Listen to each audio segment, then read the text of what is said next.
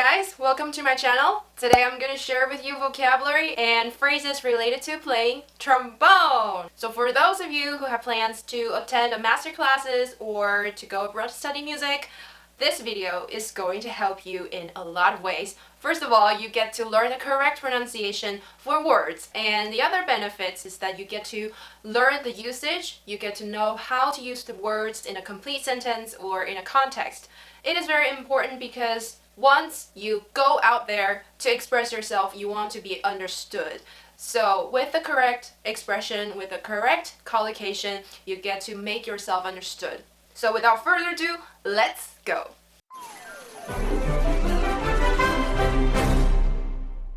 First of all, let's have a little introduction for trombone. It has a long history. In the 1700s, trombone was called sackbut. It was usually used in church music or secular music. And because of this, trombone was somewhat linked to religion.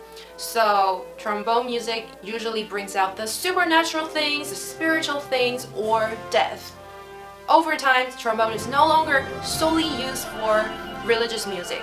Nowadays, composers use trombone to build up very epic emotions. Some famous pieces, Wagner, Tannhäuser, I don't know the exact pronunciation for German.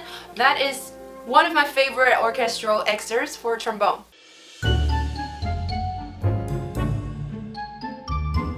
After introducing the background, why don't we talk about trombone in orchestra? Okay, so the famous part that trombone appears in a symphony, that is called an excerpt. This applies to all musical instruments. So whenever you want to talk about a piece or a melody for a musical instrument in a symphony, that is called an excerpt.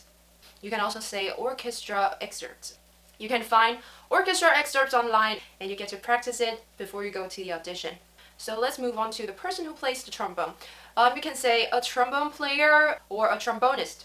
The person who plays the first part is called the principal trombone. 这个我需要用中文来讲。如果你要说长号的首席 principal trombone, this is a more common way and shortened way for people to say the position and the person. By referring to the position, you're kind of referring to that person. The one who is on the position is the principal. But you can also say principal trombonist. That is more legit, I guess, but it is less used.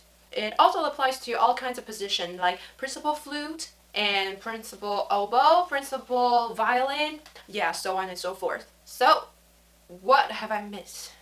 Next, let's introduce the trombone.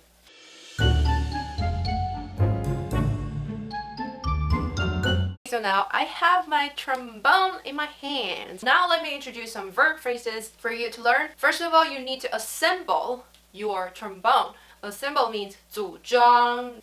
Actually, you only need to assemble the hand slide onto the main part of the instrument. So after you assemble, you can start to slide the trombone. Boom, boom, boom. Later on, I will introduce the parts, the different parts in the structure. But this is called a hand slide for your information. The hand slide. Another important part is to play it. But now I cannot play it because I have my lipsticks on. I think performers who play wind instruments don't put on lip product when they play. And then you play different notes. You can play very high notes like that in Bolero. On the contrary, you can play very low notes like that in the Valkyrie by Wagner. The famous excerpt in Valkyrie is played by bass trombone. You can make it sound light and delicate like that in Mozart, or you can make it sound powerful and menacing like that in Romeo and Juliet, The Fight.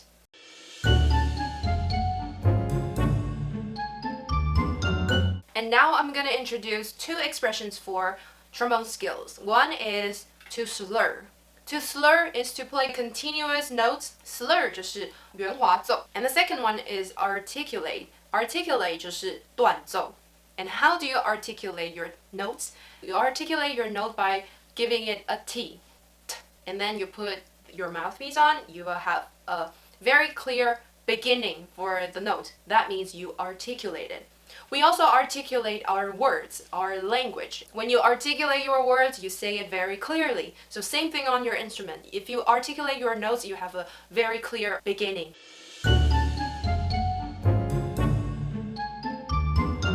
the trombone family. So this one I have here is the tenor trombone. It is the most common one. It has a smaller version, which is called the alto trombone.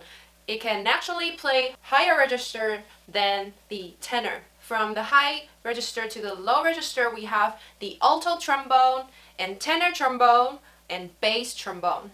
Bass trombone can play a very powerful and very low and brassy sound. Okay, so after introducing the family, now let's move on to the feeling your trombone gives you.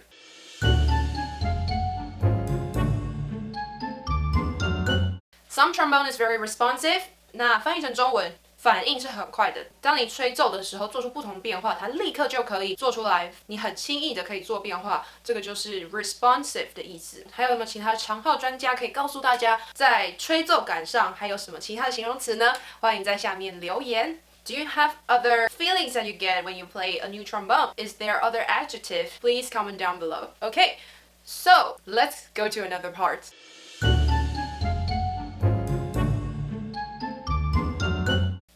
Why don't we start with the mouthpiece? The mouthpiece is where you blow into. It's called mouthpiece, like I have introduced in my trumpet English video. The mouthpiece of the trombone is a little bigger than the trumpet. So you assemble your mouthpiece onto your lead pipe. This is the lead pipe. The part where lead pipe connects is called the receiver because it receives the mouthpiece. This is very technical, but just so you know, people don't talk about it very often because it's very technical. Only the technician talks about it, so let's just skip it. The hand slide, 滑管, is the long part of the trombone and is the iconic and signature thing for the instrument. This is called the hand slide. It has an outer part and an inner part. So the outer slide and the inner slide. A lot of different brands will have different materials for the outer slide and the inner slide. Most of the time, brass instruments use yellow brass, and for the inner slide, they might use nickel silver for a brighter sound. Later on, when we introduce other parts, we will have another material choice. Hand slide. When you are using it, you need to unlock the slide lock, 滑管锁. The lock helps you stop the slide from moving. And last but not least, on the end of the slide, you can see this. Can you see this? This is the water key where you can release the water inside the tube. 大家会直接说 water key, 或者是口水键，或者是拓拔. And then let's move on to the other parts. On the market, you can have all kinds of choices and different systems. Here, I only introduced the basics and the most common one. So on this part, we have the tuning slide, 调音管. And we have two tuning slides. This is one of the tuning slide and another tuning slide. As you can see, this structure is circular and it goes around and around. This part is called the wrap.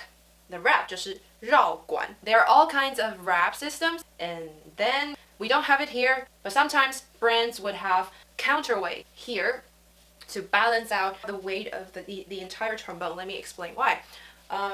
You play the trombone like this. When you play it, you need the entire instrument to be balanced. So some brands will have a circle counterweight here, and you can adjust it. You can adjust the position here to have the best playing experience. That is called the counterweight. The counterweight. And now, another very important part of the trombone is the valve.